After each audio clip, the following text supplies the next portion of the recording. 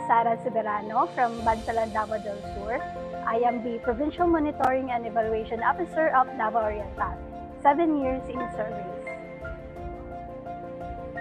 I started as monitoring PDO, then implementing PDO, then became PMAO, and now for almost 4 years being PMAO.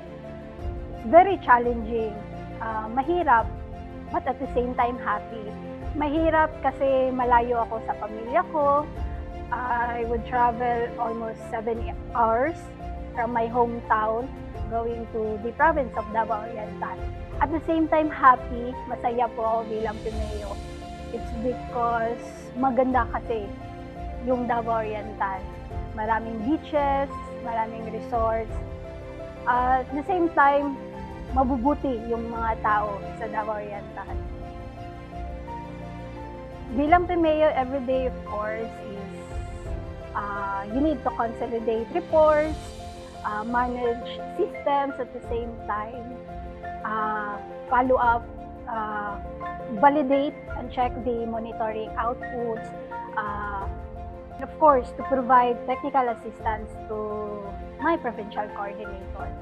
At the same time, ikaw yung kasangga ni PC to do the planning, to do the stakeholders meetings. Pag wala si PC, ako yung inaasahan niya to lead the team. Isa sa pinaka-challenging as PMAO is maka-encountered ka ng different people with different characters. And very challenging on how you deal with those co-workers, of course. But as PMAO, you need to have a long patience and dapat maging more understanding sa kanila. Kasi kapag wala ka nun, very hard, maka-cause ng miscommunication, maka-cause ng misunderstanding. So, communication is the key for success ng inyong team. Bilang PMAO, ang di ko malilimutan na very challenging is unang-una during the pandemic. Davao Oriental is one of the cluster, pioneering cluster to implement the livelihood assistance grant. Mahirap kasi nandun yung pressure. Mahirap at the same time kasi di pa namin na-establish, na-strategize kung anong dapat gawin to implement the livelihood assistance grant. But as a team, together with my provincial coordinator and of course the whole Davao Oriental cluster team, nandun yung full force namin. So as PMAO, I've prepared all the consolidated data, prepared the names, conduct cross-matching, and to avoid duplicate entries. So I've prepared also the timelines kung kailan gagawin yung activity. For almost 7 years, I have personally witnessed how PMAO Sara Soberano has dedicated not only her time but also her heart to the people of the city of Mati. Through her service in DSWD SLP, she has touched countless lives and delivered tangible results that have truly uplifted the living conditions of many families and communities. One of the most significant services she rendered, particularly here in our office, was during the height of the pandemic.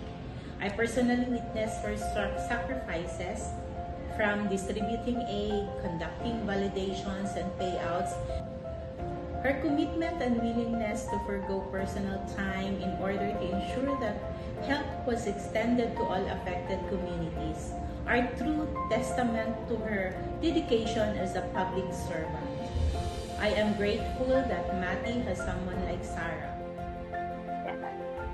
One of my initiatives of Davao Oriental Cluster is that I've created Davao Oriental Cluster site.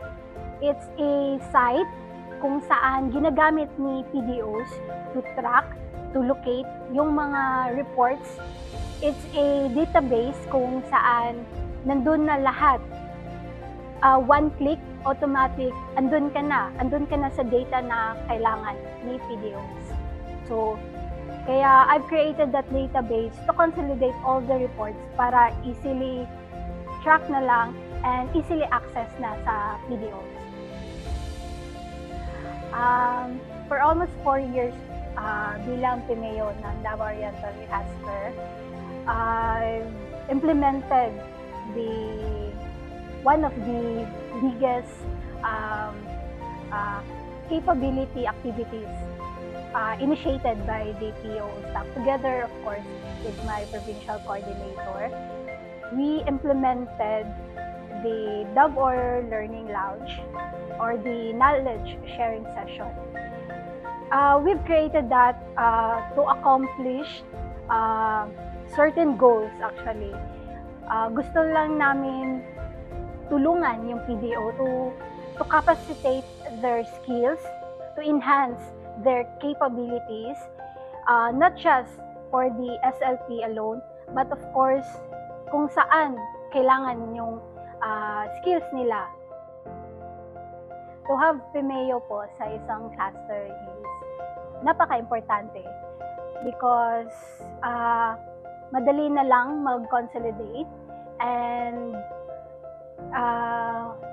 hindi na po mahihirapan yung RPMO to gather information. Andyan na po si PMEO to consolidate the report, to provide reports from the ground, and to provide summary of accomplishments ng isang cluster.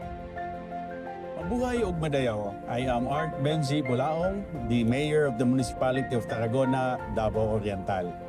It is my honor to speak about April Sara Soberano, our Provincial Monitoring and Evaluation Officer from DSWD Davao Oriental, who has been nominated as the best PMEO in the national category. April Sara exemplifies dedication, integrity, and excellence in her work.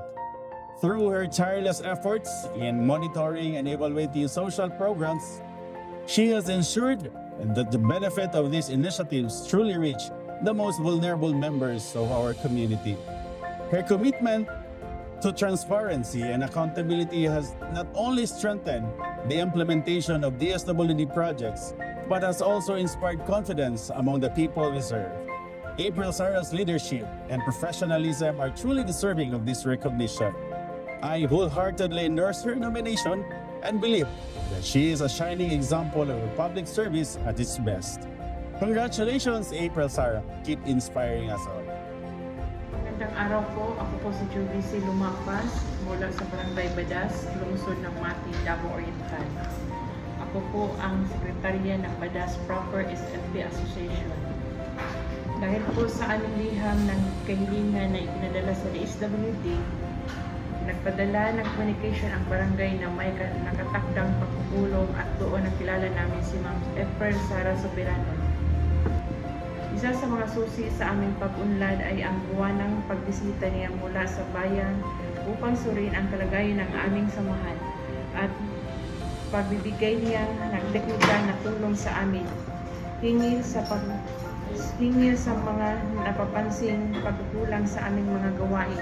Napakabuting masipag at tapat sa kanyang tungkulin dahil sa kanyang gabay naging expression siya sa amin samahan upang magtagumpay at ipagpatuloy ang aming pag-unlad.